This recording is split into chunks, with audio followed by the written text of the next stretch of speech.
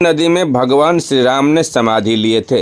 इसमें डुबकी लगाने से धुल जाते हैं पाप। भारत में नदियों का इतिहास काफ़ी पुराना है। यह प्राचीन काल से माँ की तरह हमारा भरण पोषण करती आई है। वो नदियाँ ही हैं जिनकी वजह से सभ्यता और गांव बसे हैं। नदियों न केवल हमारी सकारात्मक में वृद्धि करती है बल्कि इन्हें तो जीवनदायिनी भी माना जाता है।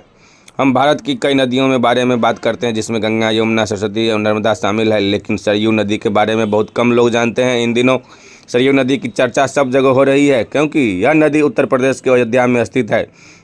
हिंदू पौराणिक कथाओं में इस नदी का बहुत महत्व है क्योंकि ऐसा माना जाता है कि इसे हिंदू धर्म में सबसे प्रतिष्ठित देवताओं में से एक भगवान राम ने आशीर्वाद दिया था। नदी के शहर के इतिहास, संस्कृति और परंपराओं का एक अभिन्न अंग रही है।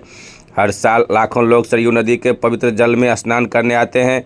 आइए जानते हैं सरयू नदी का इतिहास और इससे जुड़ी कुछ जरूरी बातों के बारे में। सरयू नदी को शारदा नदी की सहायक नदी माना जाता है।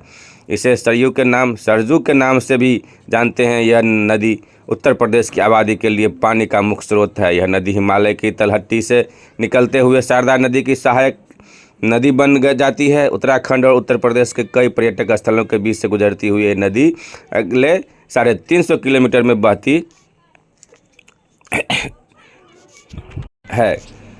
सरयू नदी का उल्लेख रामायण और वेद जैसे हिंदू शास्त्रों में भी मिलता है। यह नदी अपने औषधीय गुणों के लिए भी जानी जाती है और माना जाता है कि इसमें उपचार करने की शक्तियाँ हैं। सरयू नदी में स्नान करने का महत्व प्राचीन हिंदू ग्रंथों जैसे रामायण और महाभारत से मिलता है।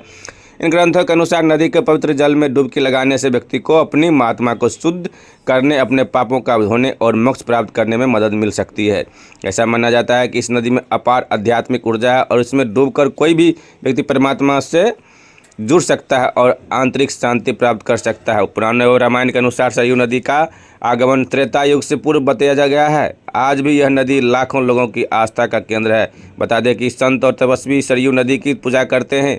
भगवान श्री राम ने सरयू नदी में ही जल समाधि ली थी और उन्होंने अपनी लीला भी यहीं समाप्त की थी, जिसके कारण भगवान भोलेनाथ उन पर बहुत क्रोधित हुए थे और उन्होंने सरयू नदी को श्राप दिया कि तुम्हारा जल मंदिर में चढ़ाने के लिए इस्तेमाल नहीं किया जाएगा, साथ ही किसी भी पूजा पाठ में इस जल का प्रयोग नहीं किया जाएगा।